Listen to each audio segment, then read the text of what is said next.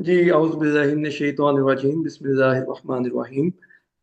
जैसा कि हम बात करते आ रहे हैं पिछले 4 सेशंस के अंदर भी कि किन वजूहात की बिना पे इस्लामी तहरीकें मुसलसल नाकामी से दो चार हो रही हैं और क्यों हमारे यहाँ जो मुआशरे हैं उनमें इस्लामी इक़दार या कुरानी तालीमात के पे मबनी जो इक़दार है उनमें गिरावट हो रही है और हम आगे जाने की बजाय मुसलसल पीछे का सफ़र कर रहे हैं और आगे हमें दूर दूर तक कोई रास्ता सुझाई नहीं देता या हमें ऐसा लगता है कि शायद ये सब फर्जी बातें हैं और इनका हकीकी ज़िंदगी से कोई ताल्लुक नहीं है। लेकिन दूसरी तरफ जब हम कुरान पाक को पढ़ते हैं, कुरान पाक के साथ जुड़ते हैं तो वहाँ पे अल्लाह ताला अंबिया कराम की और उनके असहाब की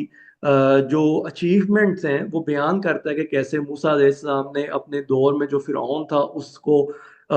उसका मुकाबला किया या उससे उसके उसके सामने एक नए मुआशरे का क़याम करके पेश किया। और इसी तरह इब्राहीम अलैहिस्सलाम है या सुलेमान अलैहिस्सलाम है और दीगर अंबिया कराम हैं, उन्होंने अपनी जो भी जस्तजू की, जिस तरह भी उन्होंने वही के पैगाम को आगे लेकर बढ़े हैं, तो वो मखसूस नताइज जो कि कुरान के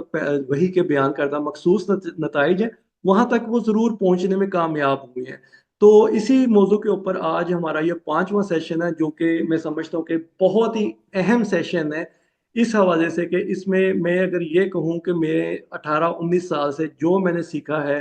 कुरान पाक के साथ कनेक्ट होके कुरानिक तालीमात को समझने के पहले दिन से लेकर आज के दिन तक अगर मैं जहाँ पे खड़ा हूँ, तो मुझे जितनी भी अल्लाह ताला ने समझ बूझ अता की है, उसका जो निचोड़ है, वो आप समझ लें कि वो आज के इस सेशन के अंदर मैं आपके सामने पेश करने जा रहा हूँ और इसमें कोशिश है कि आज हम इसको मुकम्मल कर लें, लेकिन हो सकता है क्योंकि डेप्थ और इंटेंसिटी आज के सेशन की बहुत ज़्यादा होगी, तो इसलिए हो सकता है कि हमें आज का ये सेशन 2 हिस्सों में स्प्लिट करना पड़े। लेकिन मेरे लिए ज़रूरी ये है कि चीज़ों को हम तरतीब से लेके चलें और तरतीब भी वो जो कुरान पाक की तरतीब है, ताकि हम कुरान पाक की जो तरकीब है, उसको समझ सकें। क्योंकि असल में तसादुम ये हो रहा है कि हम तरतीब और तरकीब में फ़र्क कर जाते हैं। कभी हम अपनी तरकीब में कुरान की तरतीब डाल देते हैं, कभी कुरान की तरकीब में हम अपनी तरतीब डाल देते हैं, जिसकी वजह से हमें वो नताइज नहीं मिलते। जबकि अंबिया कराम ने उनकी जो खसूसियत थी वो ये थी कि उन्होंने कुरान की ही तरतीब दी, कुरान से ही तरकीब दी और फिर उन्होंने वो नताइज पैदा करके दिखाए। और सिर्फ यही एक तरीका है कि अगर आज के दौर में हम कुरान पाक को मानने वाले या वही की तालीमात से आरास्ता होने का दावा करते हैं, तो हमें उन नताइज की तरफ आगे बढ़ना होगा। स्टेप बाय स्टेप, छोटे-छोटे इक़दामात से, छोटे-छोटे कदम उठा के, लेकिन उसका लाज़मी अमर ये है कि हम अपनी ज़ात के अंदर बेहतरी देखें, अपने घर के अंदर बेहतरी देखें, अपने गली मोहल्ले के अंदर बेहतरी का सामान करें और आहिस्ता-आहिस्ता वही बेहतरी फिर हम मुआशरों के अंदर देखने में कामयाब हो सकते हैं। लेकिन वही बात मैं रिपीट करूँगा बार-बार कि हमारी तरतीब और तरकीब इन दोनों को कुरान के मुताबिक होना होगा, क्योंकि यही वो राज है जो अंबिया कराम ने अपनाया, यही वो तरीक़ेकार है जो उन्होंने असहाबा कराम को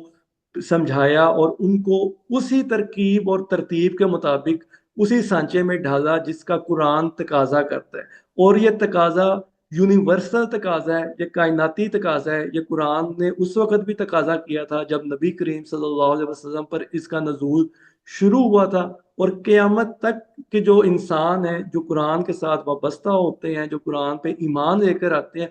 उन क़यामत तक के इंसानों के लिए एक ही तकाज़ा है कि तरकीब और तरतीब जो है वो कुरान के मुताबिक होगी, उसमें कोई मिलावट नहीं होगी इंसानी सोच की, इंसानी जज़्बात की, तो फिर वो अपने वो नताइज पैदा करेगी कि जो अल्लाह ताला ने हमें बताए हैं कुरान पाक के अंदर। तो आज का जो सेशन है उसका जो पहला हमारा पॉइंट है,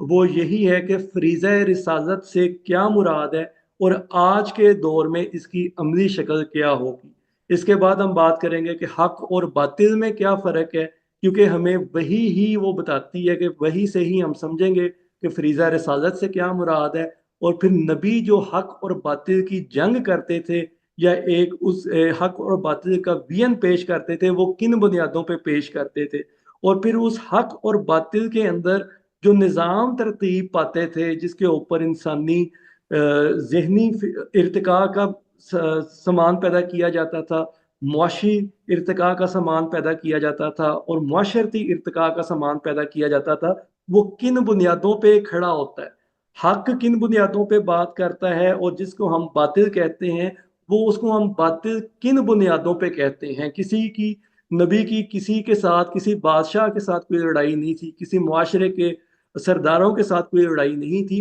उनकी जो लड़ाई थी या उनकी जो कशमकश थी वो उन निज़ामों के खिलाफ थी जिनके तहत उस मुआशरे के अंदर इंसानों के साथ सलूक या बर्ताव किया जाता था।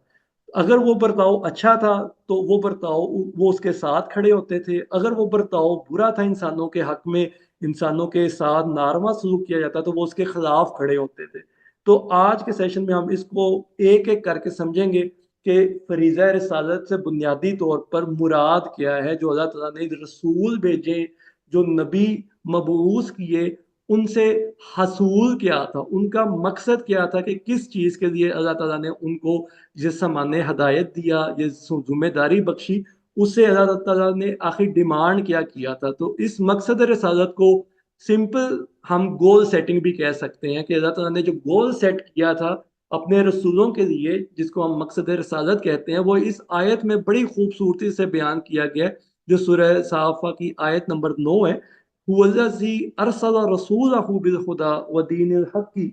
लियुज़हिरहु अला दीनि कुल्लिहि वलौ करिहल मुशरिकून। कि अल्लाह ताला फरमाता है कि उसने अपने रसूल भेजे, उनको उनकी रसालत फरमाई हदायत के साथ, खुदा के साथ और दीन हक के साथ, ताकि वो क्या कर सकें कि वो दुनिया में जितने भी दीन हैं, जितने भी अदियान हैं, उनके ऊपर इस दीन हक की बरतरी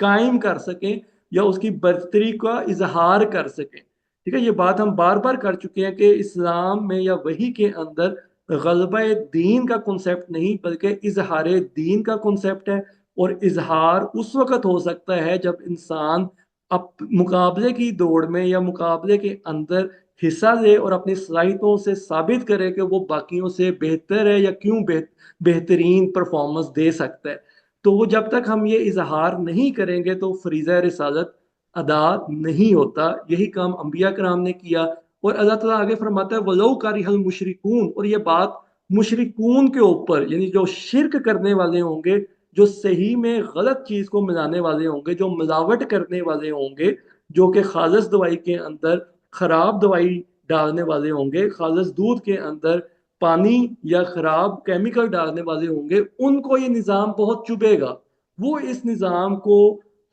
बर्दाश्त नहीं कर सकते क्योंकि वो उनके मफादात के ऊपर ज़रब लगाता है।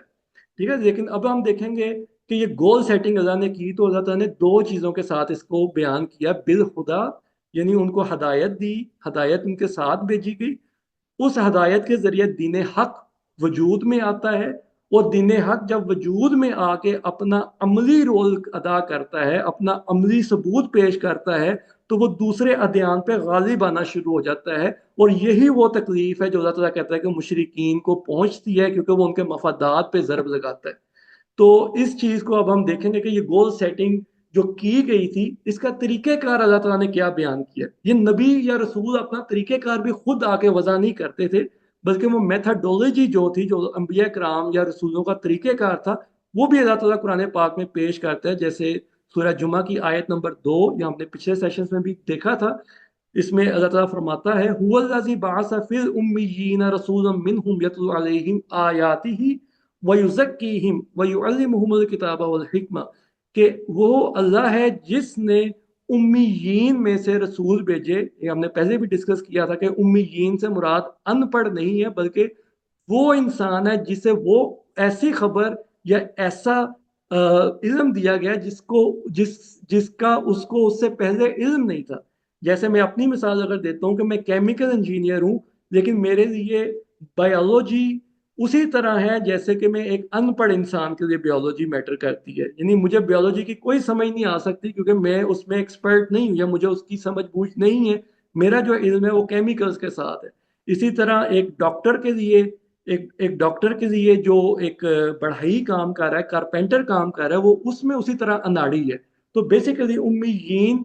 उसको कहा जाता है जिसके पास ऐसा इल्म जाए या ऐसी बात पहुंचे जिसका उसे इल्म नहीं है। तो इसलिए यहाँ पे उसको अनपढ़ से भी मुराद लिया जाता है कि उसको उस चीज़ का नॉलेज नहीं था। तो अल्लाह ताला फरमाता है कि जिस कौम में रसूल आता है उन्हें ये इल्म पहले से नहीं मौजूद होता वहाँ पे, बल्कि रसूलों की वसातत से वो इल्म आता है। और यहाँ तक कि रसूल खुद भी उम्मी होते हैं, रसूलों को खुद भी उस इल्म से तारुफ नहीं होता। और वो रसूल अल्लाह ताला कहता है कि वो करते क्या है, फिर उनका मेथोडोलॉजी क्या होती है जो अल्लाह ताला ने उन्हें बताई है कि सबसे पहले यतलू अलैहिम आयातिही, कि अल्लाह की जो आयात हैं, जो अल्लाह की निशानी है, वो लोगों के सामने पेश करते हैं, मुसलसल पेश करते हैं और उनका मकासद बयान करते हैं कि इसका मकसद क्या है। और फिर उसके साथ वो लोग जुड़ते हैं और अपना तज़किया करते हैं, वह युज़क्कीहिम, यानी अपने आप को उन तालीमात के सांचे में ढाल लेते हैं। वह युअल्लिमुहुमुल किताब, और किताब का इल्म हासिल करते हैं। किताब से मुराद किताब भी है और किताब से मुराद कवानीन भी है, कि कुरान पाक में कवानीन की भी बुछाड़ है, कवानीन भी पेश किए गए हैं जिनमें फितरी कवानीन है, खारजी कवानीन है, वही के कवानीन है जिनको हम शौरी कवानीन के तौर पर जानते हैं। कि वो किताब यानी कवानीन का इल्म सीखते हैं कि कौन से कुलिये से क्या हासिल होगा। अब जैसे अल्लाह ताला ने कुलिया पेश किया कि इन्नस्सलाता तन्हा अनिल फहशाई वल मुनकर, ये कानून है जो अल्लाह ने, किताब है जो अल्लाह ने पेश की, कि जो लोग सलात को कायम करते हैं वो क्या करेंगे कि वो इन सलात तन्हा अनिल फहशा, के वो फोहश और मुनकर से रोक देगी।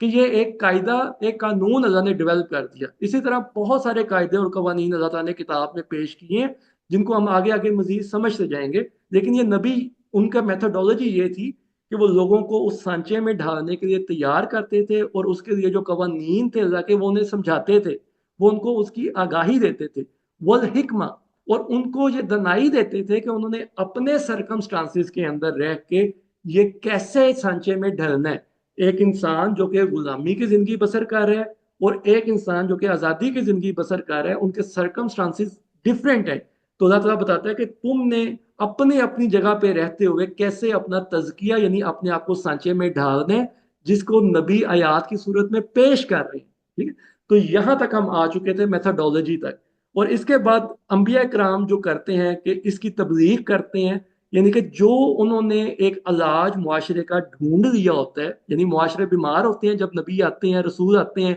वो उस बीमारी का इलाज ढूंढ लेते हैं कुरान पाक या वही की रोशनी में, और फिर वो इलाज करके लोगों को रोल मॉडल के तौर पर पेश कर देते हैं। अब वो जो रोल मॉडल है उनका और नबियों का यही काम होता है कि अब वो इस ट्रीटमेंट को आम करते जाएं, इस बीमारी को जो कि दुनिया भर में मौजूद है लोगों के साथ शेयर करते जाएं कि इस बीमारी का इलाज हमारे पास है और ये हमारे पास रोल मॉडल हैं जो इस बीमारी से शिफा याब हो चुके हुए हैं। तो इसको हम तबलीग कहते हैं। तो तबलीग सिर्फ ये नहीं है कि हमने पढ़ा सुना और आगे आगे बताते गए, बल्कि ये वो तरीक़ाकार है ट्रीटमेंट का जो कि नबियों ने वही की रोशनी में अखज़ किया, खुद को उस सांचे में ढाला, अपने साथियों को उस सांचे में ढाला, और उसके बाद उन्होंने लोगों में ये तरीक़ेकार या ट्रीटमेंट जो है आम करनी शुरू कर दी। तो ये वो बात है जो हमने लास्ट सेशन तक की थी, लेकिन ये बहुत इंपॉर्टेंट बात है क्योंकि नबियों की जो अंबिया की जो रसालत है या रसूलों की जो रसालत है, अब ये रुक गई है। अब इसका जो फरीजा है वो उम्मती ने अदा करना है, जिसमें हम लोग भी, आप लोग भी, और हर वो इंसान शामिल है जो अल्लाह रसूल वही पे ईमान लेकर आता है। और वो अब फरीजा रसालत अब उसकी जिम्मेदारी है। अब चूंकि नबी और रसूल अपने ज़ात के अंदर दर्सगाह होते हैं और अब इंसानों में कोई इस ऐसी दर्सगाह का दावा नहीं कर सकता, तो ज़रूरी ये है कि ऐसी जमात पैदा हो, ऐसे अदारे पैदा हों जो कि इस जिम्मेदारी को मुश्तरका तौर पर लेकर चलें। और इसी जिम्मेदारी को उठाते हुए जो हमने इन तरबियती सेशंस का आगाज़ किया है वो बिल्कुल इसी जिम्मेदारी की बुनियादों के ऊपर आगाज़ किया गया है, ताकि हमें या हमारे जैसे जो दीगर लोग हैं उन्हें जो बातें समझ आ चुकी हैं वो लोगों के अंदर जो कि इस चीज़ के साथ जुड़े हुए हैं, कुरान फहमी के साथ जुड़े हुए हैं, कुरान फहमी करना चाहते हैं, उनको कुरान का अमली जो तालीमात हैं, जो अमली रोल मॉडल है, वो भी समझाया जाए और उसके मुताबिक हम खुद भी बने और दूसरे भी बनते जाएं, ताकि हम मुआशरे के अंदर अमली तबलीग शुरू कर सकें। अमली तबलीग का सिर्फ एक ही तरीक़ेकार है कि जब एक जैसे लोग एक जैसी सलाहियतों के मालिक होते जाएंगे और वो मिल के अपनी एक जमात तरतीब देंगे, और फिर वो जमात जो है अपने अंदर उस तरीक़ेकार को डेवलप करेगी जो वो मुआशरे को पेश करना चाहती है। जब तक ये तरीक़ेकार मौजूद नहीं होगा हम मुआशरे में जाके किसी को भी कन्विंस या किसी को भी हदायत की तरफ दावत नहीं दे सकते, क्योंकि लोगों के पास देखने को कुछ भी मौजूद नहीं होगा। तो लोगों को यही लगता है कि सिर्फ हवाई बातें हैं जिनका हकीकत से कोई ताल्लुक नहीं है। तो ये अब मेरी, आपकी और दीगर अफराद की जो कि कुरान पाक के साथ जुड़े हुए हैं, हम सब की जिम्मेदारी है कि हम उस रोल मॉडल को तरतीब दें। लेकिन मुश्किल क्या है कि जब नबी भी ये काम शुरू करते हैं, उस तरफ लोगों को लेकर आने की कोशिश करते हैं, लोगों को समझाते हैं कि ये काम कैसे होगा, इस काम का फायदा क्या है, तो लोग उनके बारे में इस तरह की बातें करते हैं जिसको कुरान पाक में अल्लाह ताला ने महफूज किया है कि नबी करीम सल्लल्लाहु अलैहि वसल्लम और दीगर रसूलों को उनके जो लोग हैं, जो उनके मुआशरे के जो लोग हैं जिनको वो अपने साथ जोड़ना चाहते हैं, वो साहिर कहते हैं, मजनून कहते हैं, काहिन कहते हैं और शायर तक कहते हैं।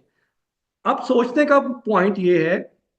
कि वो ऐसी कौन सी बातें करते थे जिसकी वजह से लोगों को लगता था ये साहिर है, यानी ये लोगों की आंखें बंद करके वो दिखाता है जो ये दिखाना चाहता है, और लोगों को वो नजर आना शुरू हो जाता है। लेकिन जब वो आंखें खोलते हैं तो उनके सामने वो वही मुआशरा होता है जिसमें वो पहले जी रहे होते हैं। यानी कि रसूल उनको वो विजन देता है, वो उस विजन से ऐसे कनेक्ट कर देता है कि उसको अपनी आंखों से देखना शुरू कर देते हैं। लेकिन जब उनकी आंखों के सामने से वो रसूल सामने से गायब होता है, वो वियन सामने से हट जाता है, वो फिर उसी मुआशरे की दौड़ में आ जाते हैं जैसे हम मौजूद हैं उसी मुआशरे में। जब हम कुरान पढ़ते हैं तो हमें लगता है कि नहीं ये काम करना चाहिए, और जब हम कुरान से जरा साइड पे होते हैं तो हम अपनी उसी दौड़ में शामिल हो जाते हैं। तो ये बेसिकली वही सहर है जो कुरान हम पे करता है, लेकिन हम उस सहर को समझ चुके हैं कि इसकी हकीकत है। ये सहर उनके लिए है जो इस हकीकत को नहीं समझते, इसलिए वो नबी को साहिर कहते थे। ठीक है, फिर उनमें से कुछ लोग उन नबी को या रसूल को मजनून कहते थे कि ये दीवानों जैसी बातें कर रहे हैं कि हर इंसान दुनिया में बराबर है, हर इंसान की मुआशी जो है मुआशियत की जिम्मेदारी हुकूमत के ऊपर है, हर इंसान की जिम्मेदारी मुआशरे के ऊपर है। ये तो दीवानों की बात है, ऐसी बातें ना पहले कभी हुई ना हमने कभी सुनी, बल्कि हम जिस मुआशरे में रहते हैं वहां तो इनफरादी दौड़ है। हर बंदा उन चीजों का मालिक है जो उसने अपने लिए पैदा की, अपने लिए उसने मेहनत की, उसको उस मेहनत को किसी के साथ शेयर करने की जरूरत नहीं है। और इसलिए ये पागलों जैसी बातें या नाउज़ुबिल्लाह मजनून जैसी बातें नबी करते हैं, कर रहा है। ठीक, तो ये एक लकब मिलता है रसूलों को। तीसरी चीज उनको सुनने को मिलती है कि ये काहन है, यानी ये कुछ ऐसा जायचा बनाते हैं, ऐसा हिसाब किताब करते हैं जिससे लोगों लोगों को कोई फायदा नजर आना शुरू हो जाता है, लेकिन वो उसका अमली असूल नहीं कर पाते। अमली हसूल से वो हमेशा दूर रहते हैं, लेकिन कागजी कार्रवाई में वो बड़े पक्के होते हैं। तो काहन से मुराद ये लोग होते हैं जो कागजी कार्रवाई में तो बड़े पक्के होते हैं, लेकिन अमली तौर पर उनकी कोई भी कामयाबी नहीं होती। तो वो नबियों को और रसूलों को भी यही लकब देते थे कि ये इनकी कागजी कार्रवाई तो बड़ी अच्छी लग रही है, बातें तो बड़ी अच्छी लग रही हैं, लेकिन अमली तौर पर ये नहीं हो सकता। और शायर भी, हम जानते हैं कि शायर भी तखय्युल की बात करता है, शायर भी इंसान को उस दुनिया में लेके चले जाता है, ऐसे इकदार से जोड़ देता है जो कि मुआशरे में मौजूद नहीं होती, या लोगों को ऐसे तखय्युल में ले जाता है जो जिसको लोग देखना चाहते हैं, जिसको लोग अपनाना चाहते हैं, लेकिन वो उनको मिलता नहीं है। तो इसलिए नबियों को भी शायर शायर कहा गया कि हाँ हम ये चाहते जरूर हैं, जो ये हो कहते हैं वो पूरा हो, लेकिन ये होता नजर नहीं आ रहा। तो ये वो चीज है, ये वो पॉइंट है जहां पे हमने खड़े होकर सोचना है कि आखिर नबी और रसूल ऐसी कौन सी बातें करते थे कि जिनके आगे लोग बेबस हो जाते थे, और उनकी बेबसी का ये आलम होता था कि वो उनको साहिर, मजनून, काहन या शायर कहना शुरू कर देते थे। और ये सिर्फ नबी करीम सल्लल्लाहु अलैहि वसल्लम के साथ नहीं बल्कि दीगर अंबिया कराम और रसूलों के साथ भी यही मुद्दा रहा है, जिसमें मैंने ये सूरह शोरा की आयत नंबर 27 रेफरेंस के तौर पर पेश की है कि फिरौन के जमाने में भी यही कुछ हुआ कि कौला इन्ना रसूलुकुमुल्लज़ी उरसिला इलैकुम मजनून, कि बेशक ये रसूल जो तुम्हारी तरफ भेजा गया है जरूर दीवाना या मजनून है। तो ये हर नबी हर रसूल को यही सुनने को मिलता था, क्योंकि उनकी तालीमात ऐसी होती थी जो आम मुआशरे की बातों से हटके होती थी। आम मुआशरे में जो मुरवज होती थी चीजें, वो उनसे डिफरेंट बात करते थे। तो ये चीज आज मैं कोशिश करूंगा कि आपके सामने पेश करूं कि वो क्या डिफरेंस है जो नबी या रसूल पेश करते थे। तो हमने जैसे शुरू किया आज का सेशन इस आयत के साथ शुरू किया था कि हुवल्लज़ी अरसला रसूलहु बिल हुदा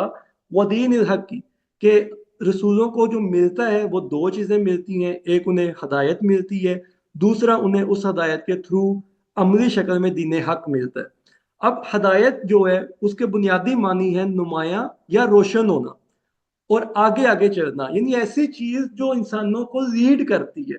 یہاں میں ایک چیز کی اور وضاحت کر دوں، قرآن پاک کو سمجھنے کے لیے یہ بڑا ضروری ہے کہ ہم الفاظ کے لفظی معنی کو بھی سمجھیں، اور قرآن پاک میں یہ جہاں یوز کیا گیا ہے اس کے کنٹیکسٹ کو بھی سمجھیں، تو پھر ہمیں وہ کنسیپٹ سمجھ آئے گا جو اللہ تعالیٰ ہمیں کنسیپٹ دینا چاہتا ہے۔ تو الفاظ کو صرف لفظی معنی سمجھ لینا بھی کافی نہیں ہے، اس کا کنسیپچول انڈرسٹینڈنگ بڑی ضروری ہے۔ ٹھیک ہے، جیسے اللہ تعالیٰ نے خدا کا کہا کہ یہ ایسی چیز ہے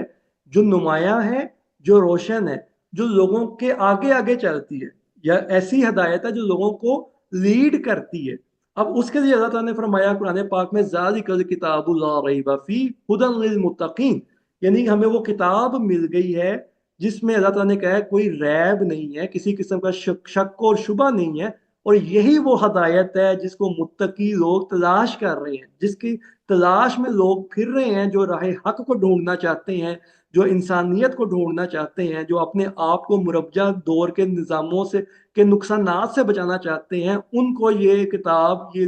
ہدایت دے گی، یہ لیڈ کرے گی، اور یہ لوگ جو ہیں یہ لیڈر بنیں گے اپنے معاشروں کے اندر، اور یہ بھی لوگوں کے لیے ہدایت کا ذریعہ بنیں گے۔ تو یہاں پہ دو چیزیں اب آپ کے سامنے میں رکھنا چاہ رہا ہوں کہ ایک تو یہ کتاب ہمارے لیے لیڈر ہے، یہ کتاب ہمارے لیے امام ہے، اس کتاب کو ہم نے فالو کر رہے ہیں، فالو کرتے رہیں گے، لیکن اس کتاب کا عملی تقاضا مجھ سے اور آپ سے بھی ہے کہ ہم بھی لیڈر بنے اور ہم بھی لوگوں کے لیے ذریعہ ہدایت بنے، اور جو کتاب ہمیں قوانین تھیوری میں پیش کرتی ہے، ان قوانین ان تھیوری کو اس تھیوری کو ہم عملی طور پر اپنی ذات کے اندر پیش کریں اور لوگوں کو ایک عملی نمونہ بن کے دکھائیں، جیسے نبی کریم صلی اللہ علیہ وسلم کے بارے میں اللہ تعالیٰ فرماتا ہے کہ ان کی ذات میں ان کے اسوہ حسنہ میں جو ہے ہمارے لیے بہترین رہنمائی ہے، وہ بہترین مثال ہے، کیونکہ انہوں نے اپنے آپ کو اسی تعلیم کے مطابق ڈالا جو ان پہ کتاب میں نازل کی، جو ان پہ اللہ تعالیٰ نے وحی کے ذریعے نازل کی۔ تو خدا ہمارے لیے پوری دنیا کے انسانوں کے لیے فقط یہ قرآن مجید ہے، اور قرآن مجید کے علاوہ جو ہدایت ہے اس کا ذریعہ انسانوں کے پاس اور کچھ نہیں ہو سکتا جس میں انسانوں کو وہ منزل مل جائے جس کا اللہ تعالیٰ نے وعدہ کیا، وہ صرف اور صرف اسی ہدایت کے ذریعے ممکن ہے۔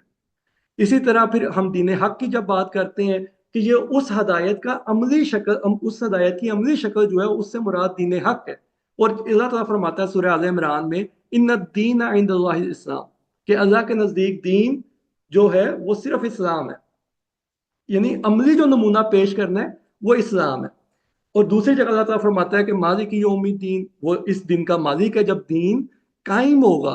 پھر اللہ تعالیٰ فرماتا ہے وما ادراک ما یوم الدین، تم کیا جانو کہ یوم الدین کیا ہے۔ تو یہاں سے آپ کو مزید انڈرسٹینڈنگ ملے گی کہ قرآن الفاظ کی بات نہیں کر رہا، عربوں کے سامنے یہ معنی نہیں رکھتا کہ یوم الدین کیا ہے، لیکن جو کنسیپٹ اللہ تعالیٰ قرآن میں پیش کر رہا ہے یوم الدین کا، وہ عربوں کے ہاں بھی موجود نہیں تھا، اور اسی طرح یہ دنیا کے اندر بھی موجود نہیں ہے۔ تو قرآن کی انڈرسٹینڈنگ آپ کو ہمیں دونوں اس صورت میں ملے گی جب ہم اس کے الفاظ اور اس کے کنسیپٹ کو سمجھ جائیں گے، جس کو اللہ تعالیٰ آگے چل کے بیان کرتا ہے کہ سما ما ادراک ما یوم الدین، کہ تمہیں نہیں معلوم کہ یوم الدین کیا ہے، تم نہیں جان سکتے کہ یوم الدین کیا ہے، کیونکہ یہ انسانی ادراک سے بہت بلند ہے، انسان کی سوچ نہیں وہاں جا سکتی۔ کیوں؟ اللہ تعالیٰ فرماتا ہے یوم لا تملک نفس لنفس شیئا والامر یومئذ للہ، کہ یہ وہ دن ہوگا جب کوئی جان کسی دوسری جان کی محتاج نہیں ہوگی، اور حکم جو ہے سارا اللہ کا ہوگا، یعنی قوانین اور امر جو ہے وہ اللہ کی ہدایات کے مطابق ہوں گے۔ اور اس دن الیوم اکملت لکم دینکم واتممت علیکم نعمتی، کہ دین کی تکمیل ہوگی اس دن کے اندر۔ اس کی تکمیل کا ہمیں کیسے پتا چلے گا؟ کہ نعمتوں کا اتمام ہو جائے گا معاشرے کے اندر، کوئی انسان بھی نعمتوں سے محروم نہیں ہوگا۔ تو یہ وہ عملی نمونہ ہے جو اللہ تعالیٰ کہتا ہے کہ تم عقل کے ذریعے نہیں پہنچ سکتے، تم جذبات کے ذریعے نہیں پہنچ سکتے، اس کے لیے تمہیں وحی کی طرف آنا ہوگا۔ اور اللہ تعالیٰ فرماتا ہے وَرَضِيتُ لَكُمُ الْإِسْلَامَ دِينًا، اور اسلام ہی اللہ کی وہ چوائس ہے جس میں اللہ کی رضا شامل ہے، جس میں اللہ کی پسند شامل ہے، جس میں اللہ نے وہ طاقت اور صلاحیت دی ہے کہ وہ یہ دن कायम कर सके, वो ये मुआशरा कायम कर सके जिसमें हर इंसान को नेमतें मिल जाए, एतमाम नेमत हो जाए, तो ये दीन हक है जो हदायत की अमली शक्ल होगा। अब मौजूदा दौर के अंदर जब हम रह रहे हैं, हम देखते हैं कि इसमें हम हक और बातिल की बात करते हैं तो वो किन बुनियादों के ऊपर हम बात करते हैं? हमें कैसे पता चलेगा कि कोई चीज हक के साथ जुड़ी है या कोई चीज बातिल के साथ जुड़ी है? क्योंकि ये बड़ा जरूरी है कि हमें इसको अलग अलग करना आना चाहिए। अगर हम अलग अलग नहीं कर सकेंगे तो हम हमेशा मिलावट करेंगे, और मिलावटी चीज का हमने पहले समझ लिया कि उसका नतीजा तमाम नेमत की सूरत में नहीं हो सकता। तो उसके लिए दो सवाल हैं जो मैंने यहाँ लिखे हैं, जिसको आप भी सोचें, आप भी अपनी जिंदगी में इसके ऊपर गौर व फिक्र करें कि आज का इंसान, चाहे उसका ताल्लुक किसी भी मजहब, कौमियत या पेशे से है, उसकी जिंदगी की ख्वाहिशात और मकासद एक से हैं। इसकी क्या वजह? कि चाहे मैं पाकिस्तान में रहता हूँ, चाहे मैं यूरोप में रहता हूँ, चाहे मैं अमेरिका में रहता हूँ, चाहे मैं हिंदू हूँ, मुस्लिम हूँ, सिख हूँ, क्रिश्चियन हूँ, कुछ भी हूँ, चाहे मेरा कोई भी प्रोफेशन है, मेरा कोई भी शोबा है, लेकिन हमारी जिंदगियों का पैटर्न एक है कि हम पढ़ते हैं, नौकरी करते हैं, काम करते हैं, बच्चे होते हैं, फैमिली होती है, हम पैसे कमाते हैं, पैसा जोड़ते हैं, कुछ हम खर्च कर जाते हैं, कुछ छोड़ जाते हैं। तो हर इंसान एक ही पैटर्न के ऊपर चल रहा है। इसकी क्या वजह है? इसको हमने सोचना कि आखिर वो क्या चीज है कि मुसलमान की सोच और तर्ज जिंदगी में ऐसी कौन सी बात होनी चाहिए जो उसे दीगर इंसानों से मुख्तलिफ कर देती है? क्या सिर्फ ये बात सोच लेना या इसको कह देना कि मैं अल्लाह और रसूलों पे ईमान रखता हूँ, मैं कुरान को मानता हूँ, क्या सिर्फ इतना कह देना हमें दूसरों से मुमताज कर देता है? क्या हमें इतना कह देना अल्लाह के दीन के ऊपर चला देता है? क्या सिर्फ इतना सोच लेना या कह देना हमें दूसरों के साथ दूसरों के मुआशरे के अंदर बेहतर मुआशरा पैदा करने की कुव्वत दे सकता है? अगर दे सकता तो आज हम जिस दौर में रह रहे हैं, जिस मुआशरे में रह रहे हैं, तो इससे हम बिल्कुल मुख्तलिफ मुआशरे में रहते हैं। तो सोचने की बात सिर्फ ये है कि आखिर हम वो क्या चीज है जो डिफरेंट नहीं कर रहे, जो कि नबियों ने की और उनको साहिर कहा गया, उनको काहन कहा गया, उनको शायर कहा गया और उनको मजनून कहा गया। हमें तो नहीं कोई भी कहता, हमें तो सब यही कहते हैं कि हाँ ये थोड़ी सी डिफरेंट बात जरूर करते हैं, लेकिन ना इनके पास कोई पैटर्न है, ना इनके पास कोई निज़ाम है, लेकिन ये बातें बातें कुछ ना कुछ करते हैं। ठीक है। तो इस चीज के ऊपर जब आप गौर करेंगे तो आपको कुरान पाक के अंदर दो चीजें मिलेंगी कि कुरान दो कवानीन बयान करता है। एक वो जो फितरी कवानीन है,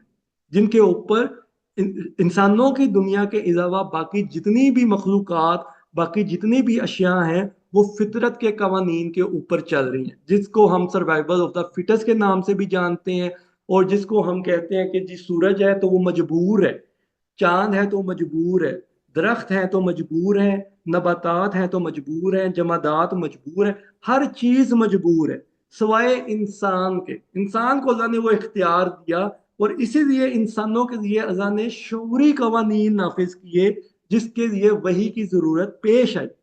अगर हमें फितरी कवानीन के मुताबिक चलना होता तो नबियों की और रसूलों की जरूरत नहीं थी। लेकिन चूंकि इंसान को इख्तियार और इरादे की आज़ादी दी गई, तो इंसान के लिए ज़रूरी था कि उसको वो शऊरी कवानीन भी दिए जाएं जिसके ज़रिए से वो अपने आप को फितरत से मुमताज़ कर दे, बाकी मखलूक़ात से अलग कर दे, क्योंकि इंसान बाकी मखलूक़ात की तरह नहीं है। इंसान के पास वो सोचने की वो सोच है जो उसको इर्तिका देती है। इंसान के पास वो जहन है, वो सोच, वो माइंडसेट है जिसके साथ वो अपनी अकल को ग्रो कर सकता है, जिसके साथ वो इस दुनिया को कंट्रोल कर सकता है। तो हक और बातिल का जो मयार है वो सिर्फ और सिर्फ वो शऊरी कवानीन है जो वही के जरिए इंसान को मिलते हैं। और वो कवानीन जब आपको, हमें समझ आ जाएगी तो हमें भी उसी तरह मुआशरे में पेश कदमी करने का मौका भी मिलेगा, लेकिन दूसरी तरफ हमें वो बातें भी सुनने को मिलेंगी जो नबियों को या रसूलों को भी मिलती थी। तो ये हमारा भी एक लिटमस टेस्ट होगा कि हमने अपने आप को वही के साथ कितना अलाइन किया है। अगर हमने वही के साथ अलाइन किया है तो हमारे बारे में ये बातें होनी चाहिए। अगर नहीं होंगी तो इसका मतलब है हमें कहीं ना कहीं कमी रह गई है। अच्छा, दूसरी तरफ जब हम बात करते हैं निज़ाम की, کہ معاشروں کے اندر نظام جو ہیں موجود ہوتے ہیں، تو قرآن ہمیں کیا نظام دیتا ہے۔ تو یہاں میں واضح کر دوں کہ اللہ تعالیٰ نے اسلام کو بطور ضابطہ حیات پیش کیا ہے، بطور دین پیش کیا، اور دین کی خصوصیت یہ ہوتی ہے، اسلام کی خصوصیت یہ ہے کہ وہ صرف معاشیات کے اوپر بات نہیں کرتا، وہ صرف سماجیات کے اوپر بات نہیں کرتا، وہ صرف سیاسیات کے اوپر بات نہیں کرتا، وہ صرف اخلاقیات کے اوپر بات نہیں کرتا، بلکہ وہ ان تمام نظاموں کے اوپر بات کرتا ہے، زندگی کے ان تمام شعبوں کے اوپر بات کرتا ہے۔ اور یہی وہ اسلام کا باقی دنیا کے نظاموں سے فرق ہے کہ اس میں ہر چیز سنکرونائزڈ ہے۔ یعنی اگر آپ اسلام کا اخلاقی نظام ترتیب پائے گا تو وہ معاشی نظام کے ساتھ الائن ہوگا، اور وہ معاشی نظام انسان کا سماجی نظام کے ساتھ الائن ہوگا، سنکرونائز ہوگا۔ تو اسلام کی خوبصورتی یہ ہے کہ اس میں انسانوں کے اندر اختلاف نہیں پیدا ہو سکتا۔ باقی نظاموں کے اندر مسئلہ یہ ہے کہ آپ ایک نظام کو فالو کرتے ہیں تو دوسرے نظام کی طرف آپ تنگ ہو جاتے ہیں۔ جیسے آپ معاشی نظام کی طرف جائیں گے تو سماجی نظام متاثر ہو جائے گا، سماجی نظام کو بہتر کریں گے تو تعلیمی نظام متاثر ہو جائے گا، کیونکہ ہر نظام الگ الگ بنا ہوا ہے۔ جبکہ اسلام کا ضابطہ حیات جو ہے اللہ تعالیٰ نے پیش کیا ہے، تو اس لیے اللہ تعالیٰ نے فرمایا کہ میں چاہتا تو تم سب کو ایک ہی امت واحدہ پیدا کر دیتا، چاہتا تو تمام انسانوں کو ایک ہی فطرت میں پیدا کر دیتا، جیسے دوسرے اشیاء یا دوسری کریشنز، دوسری مخلوقات ہیں۔ لیکن اللہ تعالیٰ کہتا ہے کہ میں ایسا نہیں کرتا، میرا جو قانون ہے، جو میں یشا ہے، وہ اللہ کا قانون ہے کہ اللہ تعالیٰ کہتا ہے کہ جو ہدایت لینا چاہے گا اس کو ہدایت ملے گی، جو گمراہی لینا چاہے گا وہ خود گمراہ ہوگا، اور انسانوں سے پوچھا جائے گا وَلَا تُسْأَلُنَّ عَمَّا كُنتُمْ تَعْمَلُونَ، اور ان سے اس بات میں پوچھا جائے گا کہ تم نے یہ کیوں کیا، تم نے جو کیا وہ کیوں کیا، اگر ہدایت لی تو اس کی وجہ کیا تھی، اور اگر گمراہی لی تو اس کی وجہ کیا تھی۔ تو انسان کے پاس یہ خوبصورت طاقت ہے اختیار اور ارادے کی، جس کی وجہ سے اللہ نے کوئی فکس نظام نہیں دیا، بلکہ انسانوں کو ہدایات فراہم کی، انسانوں کو شعوری ہدایات اور قوانین اور ضابطے فراہم کیے، اور انسانوں کو کہا کہ خود کو ان ضابطۂ قوانین کے مطابق ڈھالو، اپنی کردار سازی کرو۔ جیسے نبیوں کی رسالت کا ایک فریضہ تھا کہ وہ کردار سازی کریں، اپنی بھی اور اپنے جیسے دوسرے لوگوں کی بھی، اور ان کے ساتھ مل کے ایک جماعت بنائیں، کیونکہ جب کردار ڈیولپ ہوگا تو پھر معاشرے کے اندر تبدیلی پیدا ہوگی۔ اگر کردار ڈیولپ نہیں ہوگا تو آپ کے پاس جتنے مرضی اچھے قوانین موجود ہوں، جتنے مرضی اچھی کتابیں موجود ہوں، اچھے رسول موجود ہو اس معاشرے کے اندر، نبی موجود ہو، تب بھی تبدیلی پیدا نہیں ہوتی، جیسے ہم نے لوط علیہ السلام کے واقعے میں دیکھا، نوح علیہ السلام کے واقعے میں دیکھا کہ نبی موجود ہے لیکن ان پہ عذاب آئے گا یا آنا ہی بنتا تھا، کیونکہ انہوں نے اپنی کریکٹر بلڈنگ نے کی، انہوں نے ان شعوری قوانین کو نہیں سمجھا،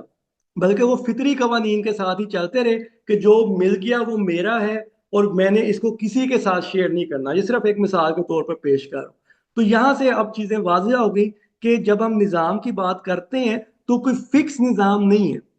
کیونکہ ہر دور کی جو کہتے ہیں کہ کنڈیشنز ڈیفرنٹ ہوں گی، ہر دور کے تقاضے ڈیفرنٹ ہوں گے، تو اللہ نے جزیات پیش کی، اللہ نے قوانین پیش کیے، اللہ نے اصول پیش کر دیے، اور انسانوں کو یہ موقع دیا کہ وہ ان جزیات، ان اصولوں قوانین کے تابع رہتے ہوئے اپنے سسٹمز کو خود ڈیولپ کرے، کیونکہ اسے عقل بھی دی گئی۔ لیکن وہ کوئی ایسا نظام نہیں ڈیولپ کر سکتا یا کرنا چاہیے اسے جو کہ اللہ کے قوانین سے ہٹ کے ہو، اس کا نتیجہ گمراہی میں ہوگا، اس کا نتیجہ تباہی میں ہوگا، جو کہ آج ہم دنیا میں دیکھتے ہیں۔ تو یہاں تک آپ کے سامنے ان باتوں کو رکھنے کا مقصد یہ تھا کہ ہمیں یہ پتا چل جائے کہ باطل اور حق جو ہے وہ کیسے کام کرتے ہیں، ٹھیک ہے، اس کی چوائس ہماری اپنی ہے، اس کی چوائس ہماری اپنی ہے۔ اللہ نے اصول اور قوانین اور تمام اسلوب ہمیں بیان کر دی ہیں۔ تو آج میں اس کا اگلا ایک پوائنٹ آپ کے ساتھ ڈسکس کر کے یہاں پہ اس کو ختم کروں گا کہ باطل کا جو نظام ہے اس کی جو بنیاد بنتی ہے وہ انسانی جذبات کے اوپر ہوتی ہے اور فطری قوانین کے اوپر ہوتی ہے، ٹھیک ہے۔ یہاں ہمیں سوچنے کی بات ہے، نیچرل لاز کو میں برا نہیں کہہ رہا، نہ اللہ تعالیٰ برا کہتا ہے، نہ اللہ تعالیٰ ایموشنز کو برا کہتا ہے، لیکن وہ کہتا ہے کہ جب یہ چیزیں وہی کے تابع نہیں رہتی تو تب یہ انسانوں کے اندر تباہی کا سبب بنتی ہیں، جس کو ہم نفس امارہ، نفس لوامہ اور نفس مطمئنہ کے طور پر جانتے ہیں کہ انسانی ذات کے اندر بھی ڈسٹرکشن ہو رہی ہوتی ہے، انسان کی اندرون کے اندر بھی ڈسٹرکشن ہو رہی ہوتی ہے۔ اگر وہ جذبات کے تابع ہو جائے تو وہ نفس امارہ کا شکار ہو جاتا ہے، اگر وہ فطری قوانین تک بھی پہنچ کے رک جائے تو وہ نفس امارہ، نفس لوامہ تک تو پہنچ جاتا ہے لیکن نفس مطمئنہ تک نہیں پہنچتا۔ تو اسی طرح معاشرے بھی ہمارے ترقی نہیں کرتے اگر انہیں صرف جذبات کے اوپر رکھا جائے، اگر انہیں صرف عقل اور فطری قوانین کے ساتھ جوڑا جائے تو وہ بھی ترقی نہیں کرتے بلکہ آہستہ آہستہ تباہی کا شکار ہو جاتے ہیں۔ جیسے آج کی دنیا میں ہم دیکھتے ہیں، اتنی مادی ترقی، اتنی مادی ترقی کے باوجود انسانیت تباہی کا شکار۔ انسان کے پاس عقل موجود ہے لیکن اس عقل سے وہ نظام نہیں پیدا کر پا رہا جس کے ساتھ وہ چل کے انسانوں کے اندر خوشحالی اور امن قائم کر سکتا ہو۔ تو یہ چیز ہمیں سمجھنی ہے کہ جو باطل کا نظام ہے بیسیکلی وہ توحید کا منکر ہو جاتا ہے، وہ اپنی اپنی طاقت کو لاگو کرنا چاہتا ہے، اللہ کے قوانین کو لاگو نہیں کرنا چاہتا۔ وہاں انسانوں کا مقصد کیا ہوتا ہے کہ اسے طاقت کا حصول ہو، اسے مال و دولت کا حصول ہو، اس کے معاشرے میں عدل اور احسان نہیں ہوگا بلکہ انسانوں کا استحصال ہوگا، انسانوں کی ربوبیت عامہ نہیں ہوگی بلکہ انسان دوسروں کا محتاج ہوگا، انسان انسانوں کے ہاتھوں غلامی اور پستی میں رہ رہا ہوگا، انسانوں کے اوپر کچھ طبقہ بیٹھ کے حاکم بن جائے گا اور دوسروں کو وہ محکوم بنا دے گا۔ اور جب انسانوں سے یہ کہا جائے گا کہ تم زمین میں فساد کرتے ہو تو وہ آپ کو بڑی عقلی دلیلیں دیں گے کہ نہیں، دیکھیں ہم تو اصلاح کرنے والے ہیں۔ جیسے سورہ بقرہ میں اللہ نے یہ پیش کیا آیت، اللہ تعالیٰ قرآن کا معجزہ یہ ہے کہ قرآن انسانی زندگی کی ہر کیفیت کو بیان کرتا ہے۔ تو اللہ تعالیٰ کہتا ہے کہ ایسے لوگ موجود ہوں گے جو انسانوں کے ساتھ عقلی بنیادوں پہ بات کریں گے اور کہیں گے کہ ہم اصلاح کرنے والے ہیں، ہم فساد کرنے والے نہیں۔ لیکن ان کے معاشروں میں آپ دیکھیں گے کہ ان کے معاشروں میں طاقت کے لیے کیسے انسانوں کے ساتھ ظلم کیا جاتا ہے، کیسے انسانی استحصال کیا جاتا ہے، کیسے اب لوگ، عام انسان ربوبیت سے محروم رہتے ہیں، انسان مفلسی کا شکار ہوتے ہیں، انسانوں کے ہاتھوں غلامی کرتے ہیں، دوسروں کے محکوم رہتے ہیں۔ تو یہ وہ نتائج ہیں جو کہ ہمیں بتاتے ہیں کہ یہ معاشرہ باطل کے اوپر کھڑا ہے یا حق کے اوپر کھڑا ہے، کیونکہ حق کے اوپر جو نظام یا جو معاشرہ کھڑا ہوگا وہاں پہ شعوری قوانین ہوں گے۔ شعوری قوانین کیا ہے کہ آگ، جیسے میں نے پہلے بھی عرض کی کہ آگ جو ہے جلاتی ہے لیکن مومن کا کام یہ ہے کہ وہ آگ کو گلزار بنانا سیکھ لیتا ہے۔ وہ فائر پروفنگ کا جو لا ہے، اللہ تعالیٰ نے جو شعوری قانون دیا ہے فائر پروفنگ کا، وہ اس کو سمجھ کے آگ کو اپنے مقاصد اور اپنے فوائد کے لیے استعمال کر سکتا ہے، جس کو وہ توحید کی بنیاد پہ معاشروں میں کھلا چھوڑتا ہے ان فوائد کو، تاکہ ہر انسان عدل اور احسان پہ مبنی ہو کے ان ان چیزوں سے فائدہ حاصل کر سکے، ان اس ربوبیت کا حصہ بن سکے جس سے وہ بھی فائدہ اٹھا رہا ہے، اور وہ اس ربوبیت کو عام کر دے، اور اس معاشرے میں کوئی بھوکا نہ رہے، اس معاشرے میں کوئی ظلم کا شکار نہ ہو، اس معاشرے میں کوئی کسی کا غلام نہ ہو، اس معاشرے میں کوئی کسی کا محکوم نہ ہو۔ وہاں پہ حاکم نہیں، محکوم نہیں، بلکہ ایک طبقے کو اللہ تعالیٰ نے وہ ذمہ داری دی ہوتی ہے، یا وہ طبقہ خود وہ ذمہ داری اٹھاتا ہے کہ ہم نے اللہ کی ربوبیت کو عام کرنا ہے اور لوگوں کے ساتھ عدل و احسان پہ مبنی رہ کر پالیسی میکنگ کرنی ہے جو وہی کے مطابق ہوگی، جس سے انسانی آزادی اور انسانی اختیار کے اوپر کوئی ضرب نہ آئے، کوئی حرف نہ آئے، اور لوگوں کو ربوبیت ہو، لوگوں کو ان کی بنیادی ضروریات زندگی بن مانگے ملے، اس طرح سے جیسے ان کو سورج کی روشنی ملتی ہے، جیسے انہیں آکسیجن ملتی ہے بغیر مانگے، اسی طرح ان کو روٹی، کپڑا، مکان اور دیگر ضروریات زندگی کی جتنی بھی چیزیں ہیں وہ اسی طرح پرووائڈ کرنا ان لوگوں کی ذمہ داری بنتی ہے جو کہ خود کو ریاست کے امیر کہتے ہیں، یا ریاست چلانے والے جن کو آج ہم حکومت کے نام سے جانتے ہیں۔ تو اس حکومت کی ذمہ داری یہ ہوتی ہے کہ اس نے اللہ تعالیٰ کے جو صفات ہیں ربوبیت کی، بطور خاص جو ربوبیت کی صفت ہے اس کو عمل درآمد کرنا ہے، اور عدل اور احسان پہ مبنی سلوک کرتے ہوئے انسانوں کو آزادی دینی ہے۔ کوئی انسان محکوم نہیں ہو سکتا۔ تو کیونکہ اللہ نے کہا ہے کہ اگر زمین اور آسمان میں اللہ کے سوا اور خدا ہوتے یا اور الہ ہوتے تو وہاں پہ فساد ہی فساد ہوتا۔ تو آج ہم دیکھتے ہیں دنیا میں جو فساد ہے اس کی وجہ یہ ہے کہ ہم نے اور الہ بنا لی ہیں۔ हमने अल्लाह को छोड़ के, अल्लाह की वही को छोड़ के, उसके बताए हुए निज़ाम को छोड़ के और निज़ामों की पैरवी करते हैं, तो इसलिए हमारे लिए वो निज़ाम, वो नताइज नहीं पैदा होते जिनके ऊपर हम ईमान तो रखते हैं लेकिन उनका शऊर नहीं रखते। तो शऊर जो है ये बड़ा ज़रूरी है कि हमने इस मुरव्वजा निज़ाम में रहते हुए कैसे आगे बढ़ना है। और इसके लिए मैं आपके सामने जो है आज सिर्फ तलीमी निज़ाम रखूंगा। मुआशी निज़ाम और समाजी निज़ाम हम अगले इतवार को डिस्कस करेंगे क्योंकि मौजू बहुत इंटेंसिव होता गया है, होता जा रहा है। तो मैं चाहूंगा कि मैं सिर्फ आज एक निज़ाम आपके सामने पेश करूं कि एक निज़ाम को तब्दील करने से कितनी बड़ी चेंज आ सकती है, ताकि हम इस सेशन के बाद जब आप उठें, आप जाएं, तो आपके जहन में ये चीज़ और ये चीज़ें क्लियर हो जाएं कि अल्लाह ताला ने रसूलों के ज़रिए किस बात को पेश किया है, किस नतीजे को पेश किया है और किस नज़रिए को पेश किया है। और वो नज़रिया कोई बहुत मुश्किल नज़रिया नहीं है, लेकिन असल में वो छुपा हुआ है हमारी नज़रों से, तो हमें कन्फ्यूजन रहती है। तो बातिल का जो निज़ाम है वो किन तंजीमी बुनियादों पे खड़ा होता है और ये निज़ाम तलीम दुनिया के अंदर क्या किरदार अदा करता है, इसकी मैं आपको एक झलक पेश करता हूँ ताकि आपको थोड़ा आइडिया हो जाए कि जो हम बात कर रहे हैं वो कितनी अहम और किस तरह से उसका तोड़ हो सकता है। क्योंकि असल में ये चीज़ है कि बीमारी की जड़ तक तो हम पहुंच जाएंगे लेकिन उसकी क्योर यानी उसका इलाज भी हम नहीं करना है, उसका इलाज कहीं बाहर से नहीं होगा, वो हम नहीं करना है। तो उसकी जड़ को समझें और उसके बाद उसका इलाज जब आपके सामने पेश किया जाएगा तो आपको उसकी भी समझ आ जाएगी। तो तलीमी निज़ाम जो आज की दुनिया का निज़ाम है उसकी बुनियाद जो है वो मादा परस्ती के ऊपर खड़ी है। हम सब जानते हैं कि मादी तरक्की के ऊपर जोर दिया जाता है। जितनी भी डिग्रियां हमने की बशमूल मेरे, हमें ये बताया जाता है कि अगर आप ये डिग्री करेंगे तो आपको अच्छी नौकरी मिलेगी, आप अच्छा काम कर सकते हैं, आप ज्यादा पैसे कमा सकते हैं, आपको ज्यादा मादी तरक्की या मादी मफादात मिलेंगे जिसमें आपको अच्छा घर मिल सकता है, अच्छी गाड़ी मिल सकती है, अच्छा पैसा मिल सकता है। तो हम हमारी पूरी तंजीमी निज़ाम दुनिया का वो इसी बुनियाद पे खड़ा है कि मैं जो पढ़ रहा हूँ, मैं जो सीख रहा हूँ उससे मुझे कितना मादी फायदा हो सकता है, जिसकी वजह से आप देखेंगे दुनिया में मादा परस्ती आम हो चुकी हुई है क्योंकि हमने सीखा ही ये है।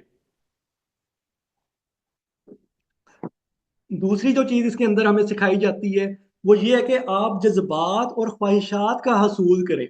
जज्बात से मुराद है कि मुझे वो गाड़ी अच्छी लगी, मुझे वो घर अच्छा लगा, तो मेरा जज्बा मुतहरिक हो गया, अब मैं उसके लिए दौड़ लगाऊंगा।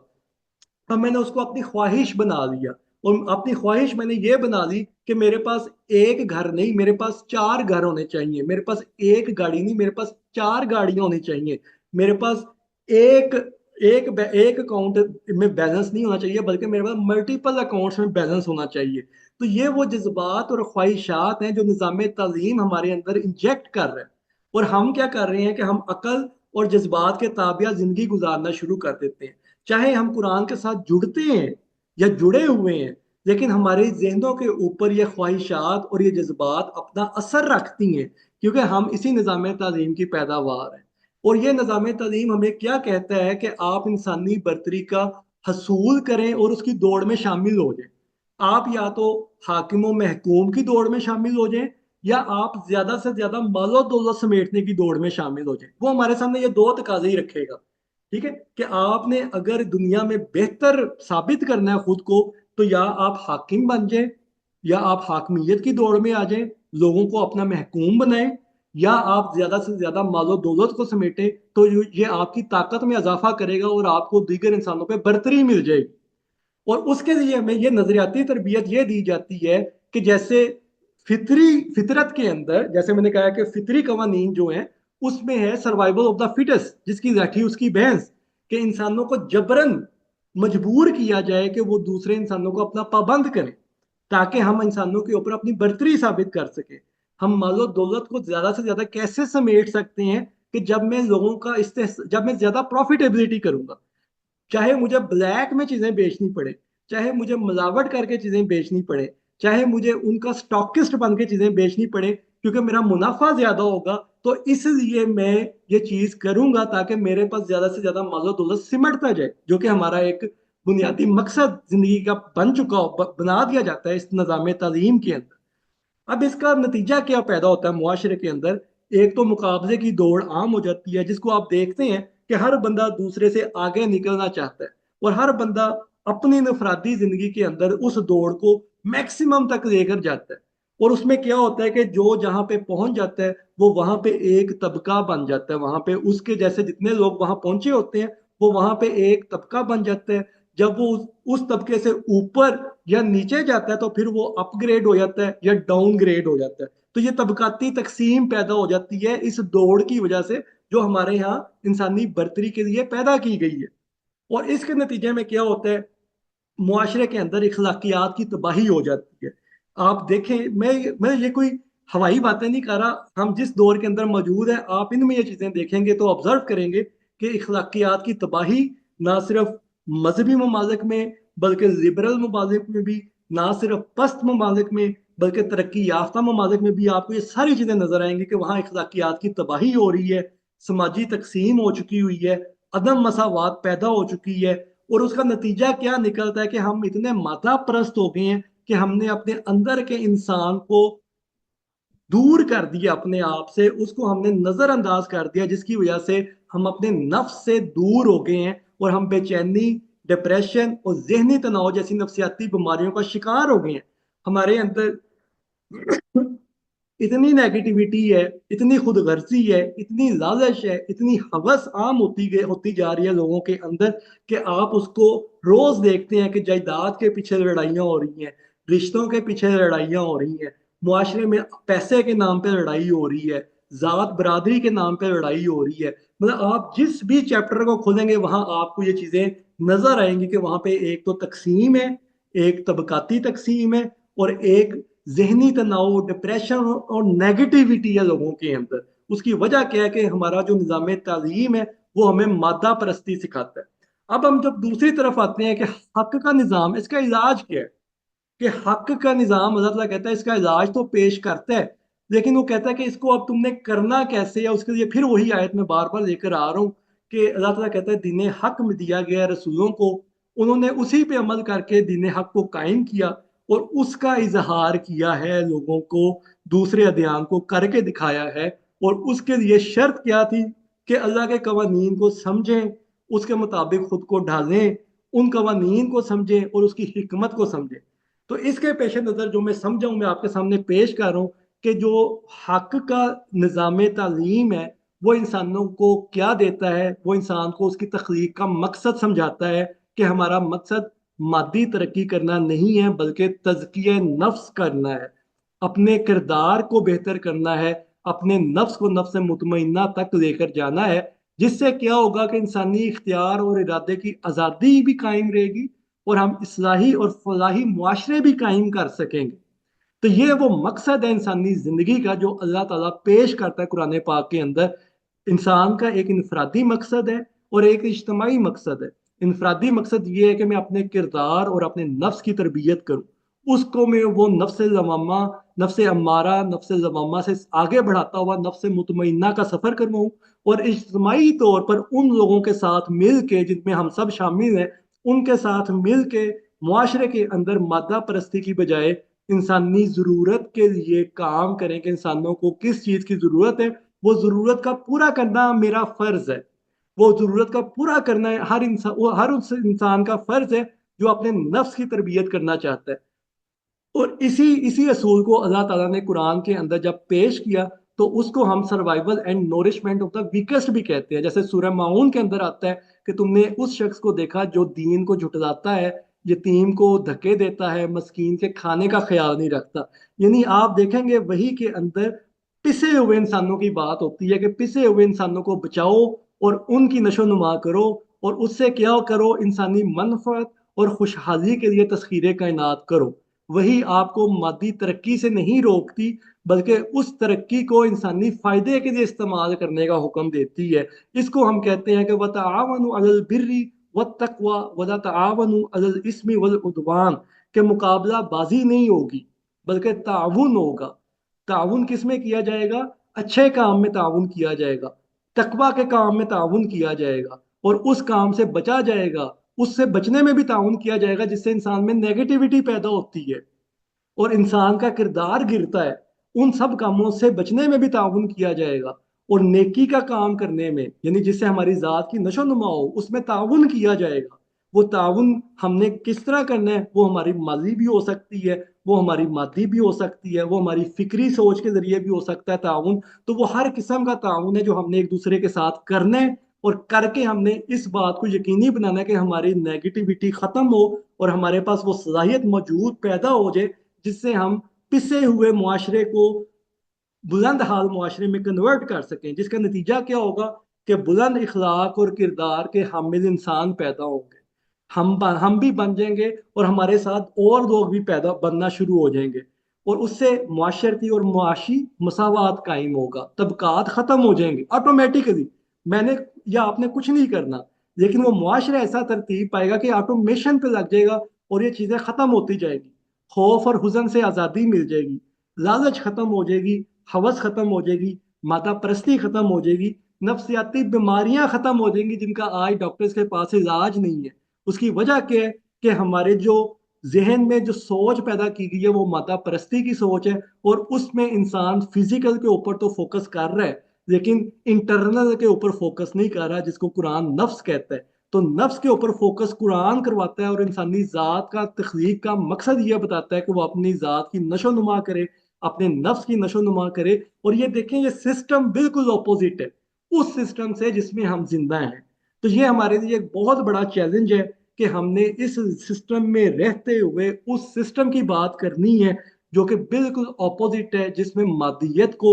मादियत को बहुत छोटा मकाम हासिल है। और जिस सिस्टम में हम रहते हैं उसमें मादियत टॉप ऑफ द लिस्ट खड़ी है, सबसे ऊपर ही मादियत है। लेकिन हमारे पास जो निज़ाम है उसमें मादियत नीचे है, उसमें इंसानियत ऊपर है। तो ये वो निज़ाम है जिसको हमने समझना है, हमने इसको डेवलप करना है, हमने इसको अपनी इस ऑर्गेनाइजेशन के अंदर डेवलप करना है, हमने उसके मुताबिक अपनी किरदार साजी करनी है, अपने साथ जुड़ने वाले इंसानों की किरदार साजी करनी है, और तस्खीर कायनात करनी है। यानी मादियत से हमने रुकना नहीं है, मादी फ़वाइद हमने हासिल करने हैं, मादी तरक्की हमने हासिल करनी है, लेकिन उसका मकसद अपने बैंक बैलेंसेस को बढ़ाना नहीं, बल्कि जो वीक है, जो पिसा हुआ इंसान है, उसको खड़ा करना, उसको खुशहाल बनाना, उसको उसके पैरों पे खड़ा करना, ये हमारा फर्ज है। और इसके अंदर हमने ताउन करना है एक दूसरे के साथ, अच्छे कामों में और बुरे कामों से बचने के लिए भी।